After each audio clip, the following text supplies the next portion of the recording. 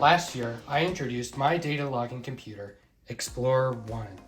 This computer was a great way for me to learn and explore the ins and outs of hardware design, rocket flight, and all the data that I can extract from these sensors. But this was, in my opinion, a crude way to make a computer for a rocket. Don't get me wrong, this is a great way to learn how to put different sensors and components together on their own board. But since this was my first go at it, my soldering skills were caught lacking, and my wire management would make any electrical engineer sob in a corner. I decided to take a little bit more time and create libraries that have an accurate footprint for the components that I was using. Why? Well, this leads me to the next item I can improve on, this rat's nest of wires on the back of Explorer 1. Since space was very limited that I had to squeeze all these components together on a small board, wires became quickly disorganized. The solution? A custom-made PCB, like this one. Taking the time to learn how to create better custom Eagle libraries for the components that I was going to use was vital for an accurate PCB design to be manufactured and made. Thankfully, the internet has tons of tutorials on how to do this, and Adafruit graciously provided their Eagle design files that I was able to create the footprints with relatively low effort. I did have to make the board slightly bigger, but I was still within the constraints of the payload section of the Estes Olympus rocket. Thankfully, using these breakout boards in a pre-made Teensy 4.0 board, it made the wire routing process also straightforward. I actually remembered to wire up the button this time. This one on Explorer 1, version 1, doesn't do anything, it just is there. So, making sure that that was wired up was one of my goals. Once I completed wiring up all the connections on the board, JLPCB, not a sponsor, made it super simple to upload my Gerber files, and I had my PCBs a weekish later. Once they arrived, I examined them and noticed a small mistake. The pads for the RGB LED were wrong, and they were touching. Get it to focus. See, they're touching. I looked back at my design and noticed that I made the mistake of choosing the wrong footprint. Thankfully, I thought of a clever solution involving an X-Acto blade and some time. I carefully cut in between the leads, I carefully cut in between the pads and separated them so they were no longer touching each other. Crisis avoided. They are also touching here on the back. Get it to focus here. Come on, buddy. Focus. Yep. They are also, you can see here that they are also touching. Once I had assembled the board and checked that everything was working, I had a decision to make. Do I upload the same code from Explorer 1 version 1 and call it a day? Or do I rewrite it and take advantage of the full capabilities of the components on board? Option 1 would make this video come out faster, but option 2 would make for a cooler computer. I had decisions to make. I chose the redesign path, and that was a dangerous path to go down. And what I mean by that is, well, I ended up designing the software 3 different times, but I eventually decided on one version, and I will go over the flow with you now. The new flow for Explorer 1 v2 will be as follows. In the first few seconds, we will power on the computer, which will go through the setup method, and the setup method goes through and checks all the sensors and the SD card to make sure that they're functioning properly, as well as returning back data. And then after that, we go into our loop, indicated by the dashed line, into 3 different user selectable modes. We have our ground mode, our launch mode, and our test mode. Now, these 3 user selectable modes will go into more detail here in a bit. But if there's any issue within the setup method, we go into a fault mode or an error mode. And this error mode is unreachable by the user on purpose. So that if there's any error, again, during the setup mode or during any one of those 3 user selectable modes, we will end up in the error mode, and we will go over the error mode last because I think it's the most interesting as well as has the most potential. So let's go ahead and talk about the ground mode, launch mode, and the test mode. So here in the ground mode, it's very simple. All we're going to do is display some data on the OLED, and we'll take a look at that a little bit more during the demo. Now let's move on to the launch mode. Launch mode is pretty cool. We do a lot of things here. When we're in launch mode, we wait for a confirmation for launch. We don't want to start recording data right away or calculating when our apogee is while we're on the ground and not confirmed, because then we could have an accidental misfire of our parachute, or we could run into some issues later on when we set up the rocket onto the launch pad.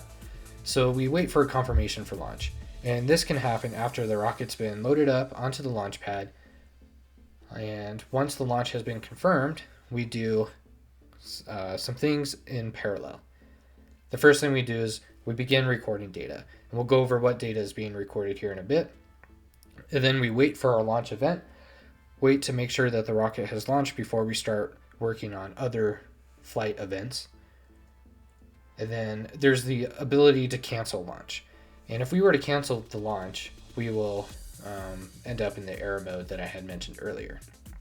So as we continue on in our launch mode, again, we're going to be recording the data, and we're going to record the following: our gyroscope data, our accelerometer data, as well as our barometer data. We're going to write that down, as well as any other metrics that I am working on testing for the flight. For example, when to fire a pyro charge, and I'll be able to see if the pyro has fired at the appropriate time during the flight.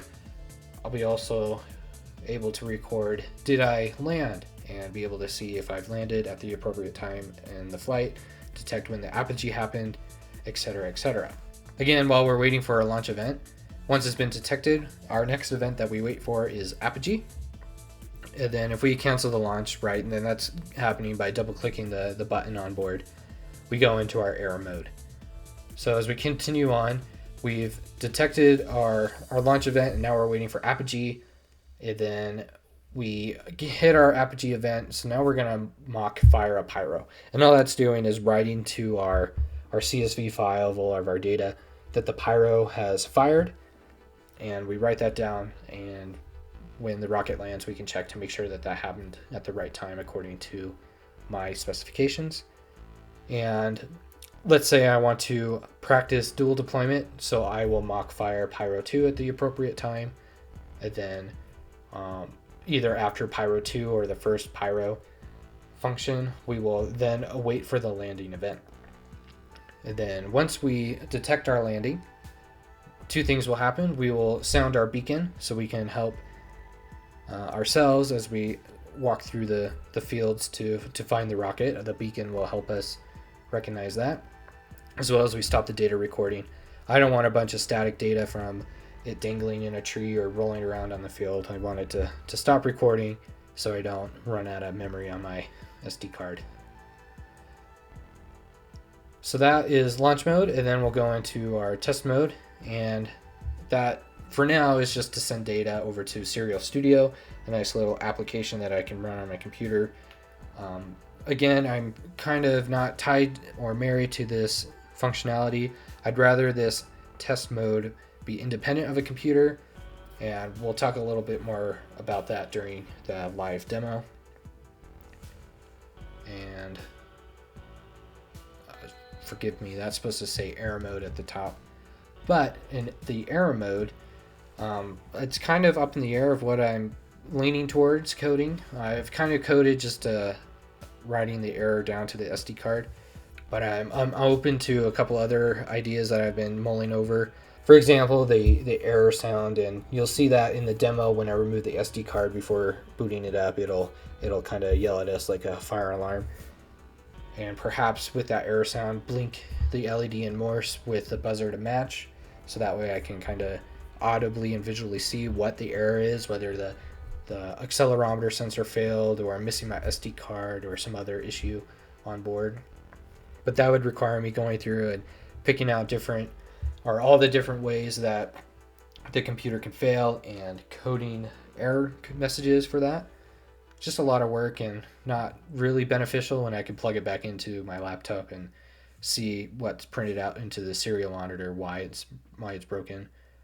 Which again, here is where I have that down, send it over serial, or even if it's on the field, right, the launch field, I could just send the error message to the SD card that I can look at later. Which again, yes, here it is, write the error to the SD card.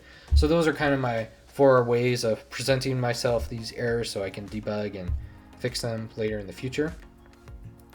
But overall, yeah, that is the flow of Explorer 1 version 2. So here is the Explorer 1 version 2 board with all the components on it.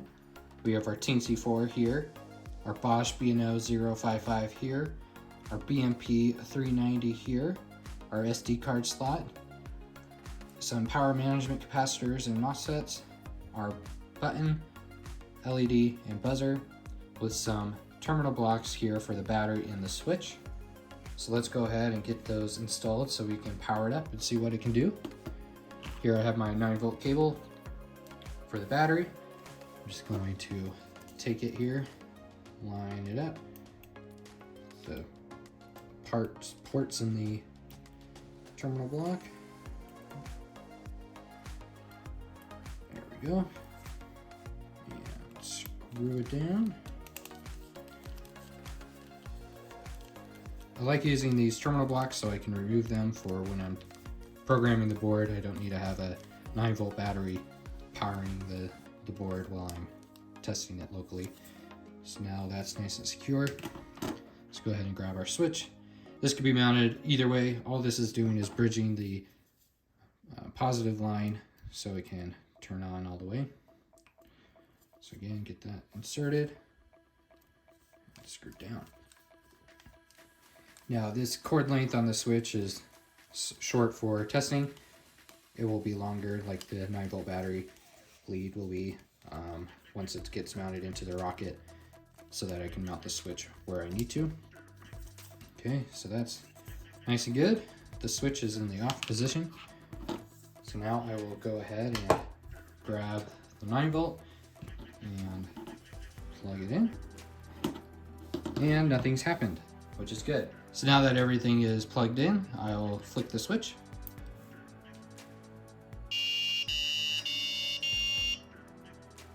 So the board has been powered on, went through the setup function, and played us a nice little tune indicating that everything was good to go. I'm going to turn it off and remove the SD card and let you see what happens when a component is not working correctly on startup. Remove this here, set it down. Now let's turn it back on.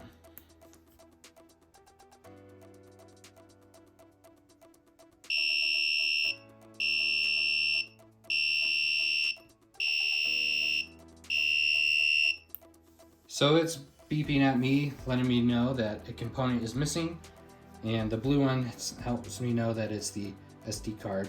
If any one of these sensors was breaking, it would be a different color for that. So I'll go ahead and put the SD card back in so we can get on with the demo. So now it's in ground mode, and I can switch between ground mode, launch mode, and it's waiting for me to confirm launch, and then test mode. Now these are different colors. I know the camera makes it hard to see. Ground mode is blue, launch mode is blinking green, and test mode is yellow. I'll go ahead and demo launch, or excuse me, I will go ahead and demo ground mode and test mode in a little bit. Let's go to launch mode. It's blinking green, and it'll just sit and wait until I do the confirmation. And that is done by a long press on the button. And now it's in launch mode. It is recording data and waiting for apogee, waiting for the actual launch to be detected to start recording the data, but it is primed and ready. And once it detects a launch, such like that, it will wait for apogee. Now, since I'm in my office, I can't really get it to detect apogee so much as in the landing event. However, those functions are just there to record to the SD card what happened. It's not actually going to fire any pyros because I don't have any pyro channels on board. This is purely just a data recorder for now, and future versions will have a pyro channel to fire off. But it is recording data, analyzing how I'm holding it, and everything. So what I'll do now is power it off and move on to the ground mode test. All right, so here's a demo of the ground mode of Explorer 1 version 2. I'll go ahead and turn on the computer, and as I turn it on, we're going to see some information here on the screen. So let me move this up to the center here, zoom in a little bit, push that into the center. Beautiful. So I'll go ahead and turn this on, and we'll take a look at the data and talk about what's going on.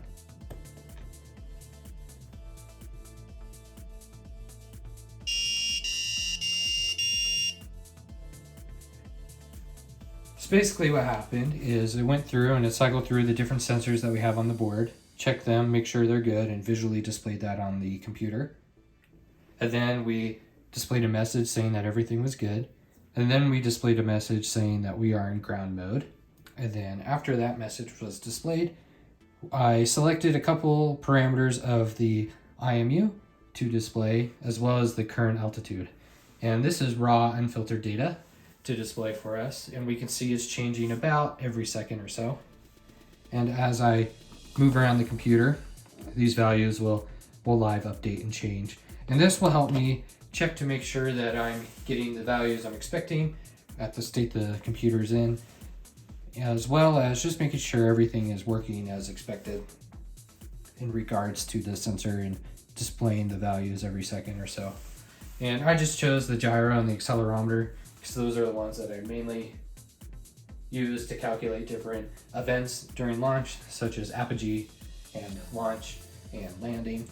So I tend to favor these metrics a little more than others. After I had initially coded up this ground mode, that's what inspired the test mode that hasn't been fully implemented yet, because I've been kind of playing with some ideas. As you can see, I am using on my computer, I have 5 pins exposed.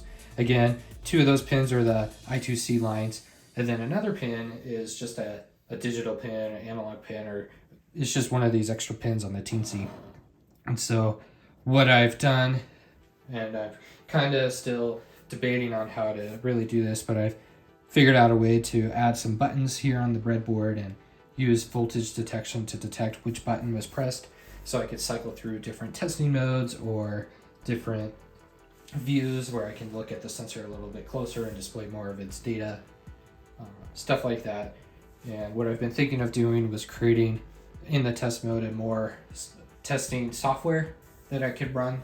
And what that'll do is it'll read from the SD cards and mock data, pass it into the computer, and get an expected output, and I'll be able to test my code that way.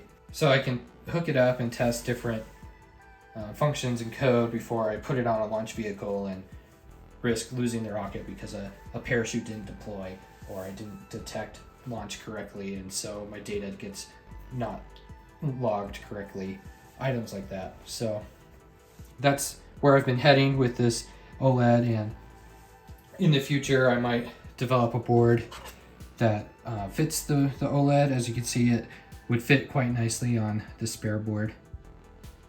So that is the ground mode. As you can see, it provides useful information, and I hope I can explore, pun intended, different abilities and features that I can integrate with this OLED and be able to provide more useful information as I develop these rocket computers.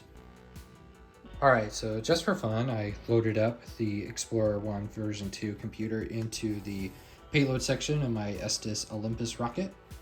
See, it fits just nice, just like Explorer 1 version 1. You can see the switch there. I will be moving this to not just be sticking up there, but mounting it somewhere safe so I can actually access it while it's enclosed here. But yeah, that was the goal for this project, was to maintain the same space that Explorer 1 had, and I achieved that. I did have to trim a little bit on the top of the nose cone and the bottom bit of the payload section here, but not too bad. So that is Explorer 1 version 2. Future goals and plans will be to make a surface mounted version of this board with extra abilities such as pyro channels, perhaps even Wi-Fi or Bluetooth so I can visually see data on my phone. Other thoughts that I've had have been to add GPS on it just to get GPS data and tracking data. That's a stretch goal for me. Not initially planning for that on what I call Explorer 2. But to show how serious I am on achieving that goal, I did purchase some Teensy 4.1 processor chips, very hard to get a hold of, as well as some Bosch B&O 055s here. I won't take them out because they're smaller than a grain of rice. So that is Explorer 1 version 2. Hopefully you've liked what I presented, and if you have any comments, suggestions, questions, please let me know in the comments below. I'll be happy to answer as many as I can when I can, and I will see you in the next one.